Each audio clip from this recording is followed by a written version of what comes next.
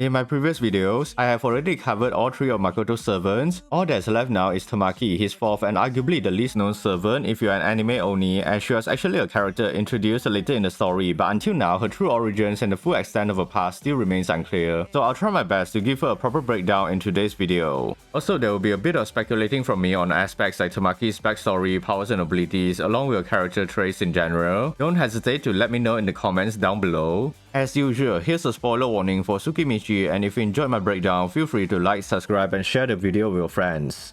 Now then, who exactly is Tamaki and what is the nature of her existence? Well, that is something we don't really know, as she is definitely one of the more mysterious characters in the series since her past was only implied and never fully revealed. However, given that Tamaki has dropped some minor hints about herself throughout the series, we can actually take those pieces of information to somewhat speculate on her character origins, and there are 3 important points that might provide the context needed to better understand her character. For starters, before coming under the service of Makoto Misumi, Tamaki did reveal that she used to work for multiple gods, so it's evident that she might have been someone quite ancient, possibly predating the current divine order of the goddesses were, and she might even be older than some of the characters we know from the series like Tomoe or Mio. This meant that Tamaki could have come from an ancient forgotten race, or a high-ranking one comparable to spirits, celestial or divine beings. Though since Tamaki is the only one of a kind we have seen in the series so far, it could also imply that her people were either destroyed and went extinct, or people were never a species native to the goddesses' world to begin with, which does explain why she has revealed to have knowledge on other worlds like Earth.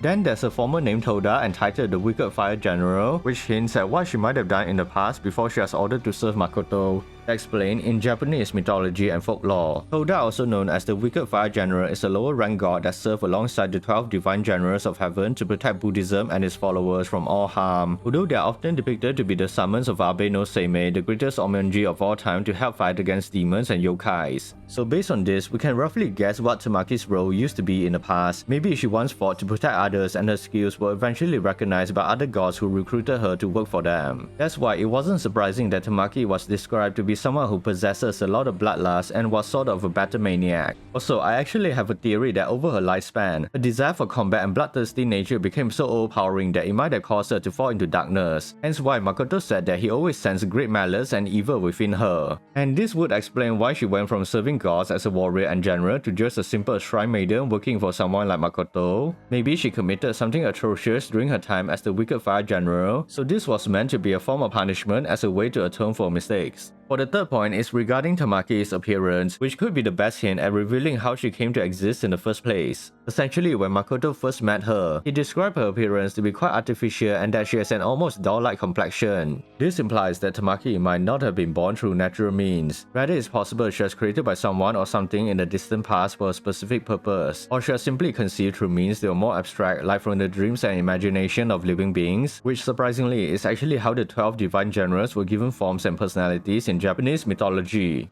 Either way, those were my own speculations on Tamaki's origins, but moving on, I wanted to briefly discuss about her interaction with Makoto and the purpose of her character in the overall story. Now, even though the exact details of their first meeting are not extensively detailed, we at least know that she wasn't personally recruited by him. Instead, she was sent to him by Tsukiyomi for an unknown purpose, but given that Makoto still accepted her as a servant and formed a ruling contract with her despite sensing her malice and evil, it could be possible that she was there for 2 reasons. One, to help Makoto grow as a person and learn not to be so naive towards the inhabitants of the goddesses' world, instead able to see that the world is a morally grey place, and secondly, she could be there to intentionally accelerate Makoto's confrontation with the goddess, at least push him more towards that goal. The latter is even more evident because in the web novel, Tamaki literally created a god-killing blade behind Makoto's back, and her action even triggered the restriction of the ruling contract, which had greatly damaged her, and this can be taken as an implication of a betrayal, although the reason for going through the trouble of creating the blade was intentionally left ambiguous. That said, I personally think Tamaki doesn't bear any real hatred towards Makoto because she does show great respect for him in the series and has stated on numerous occasions that she found him to be quite endearing and she really admires his straightforward and earnest personality. However, I do have to admit that it's still somewhat difficult to determine whether her affection and loyalty for Makoto is genuine or not, or if she's simply using him to achieve her own goals, like killing the goddess.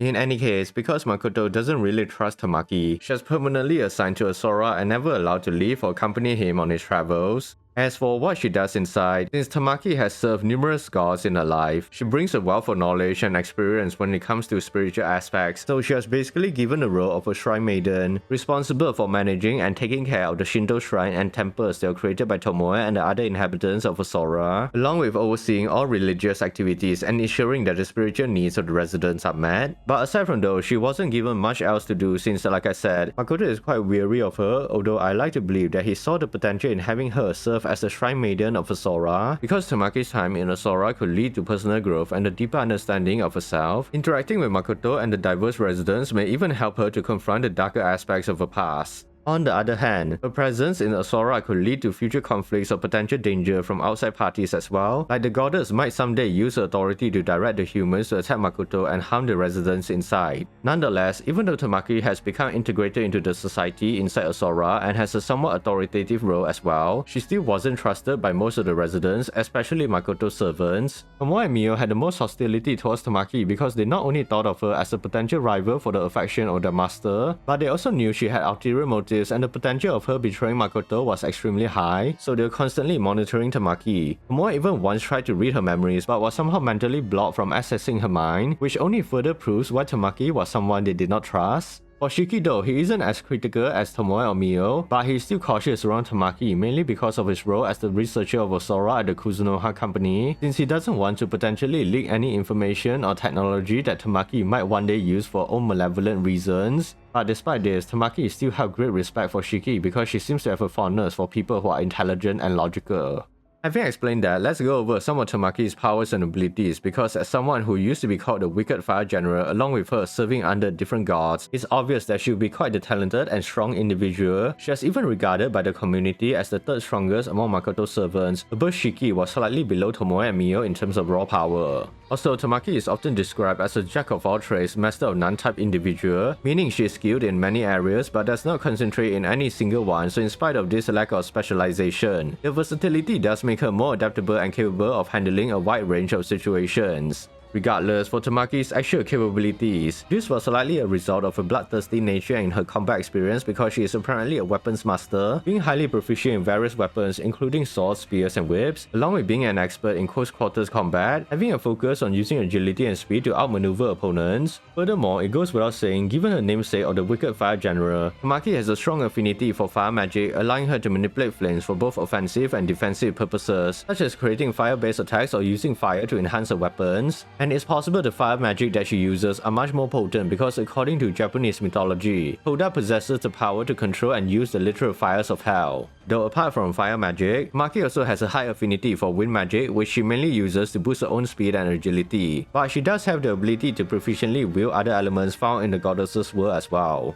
Then there's the most unique ability, Bloodlust and Presence Manipulation, which like the name implies, meant that she can freely alter the level of a bloodlust or presence to make her more difficult to detect or track by enemies. She can either boost her bloodlust to intimidate and terrify opponents or lower her presence to surprise them. Aside from that, this is purely my own speculation, but Tamaki's long life and service to multiple gods suggests that she may have some form of longevity or immortality, which could be tied to a divine connections or nature as a semi-divine being. But apart from immortality, her divinity might grant her the ability to call upon or provide divine blessings and protections as well. Maybe she even has a way to gain access and borrow powers from other deities. And this actually fits perfectly with Tamaki's role as a shrine maiden.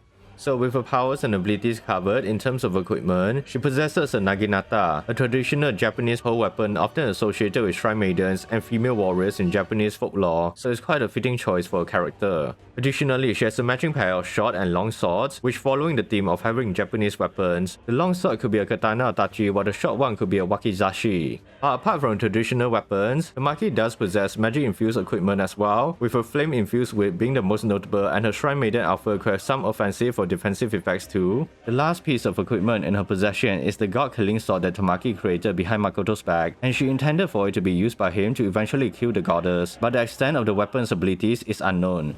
With that said, this is everything we know about Tamaki so far, and her true nature still remains one of the more mysterious and vague aspects about tsukimichi. Whether she's here to genuinely help Makoto grow as a person or bring destruction and suffering to not only him but everyone he cares about in the series, we don't actually know for sure. As the story progresses, Tamaki's true nature and motives may finally be revealed to us, potentially leading to significant developments in her character and her role in the series. Anyways, what are your thoughts on Tamaki's character, and do you agree with some of my speculations on her, or do you have your own theories about her? And the most important question, will Tamaki betray Makoto? Feel free to let me know your answers in the comments down below. Also, don't forget to like, subscribe and hit that notification bell so you won't miss any of my future breakdowns. Thanks for watching, and I'll see you in the next video.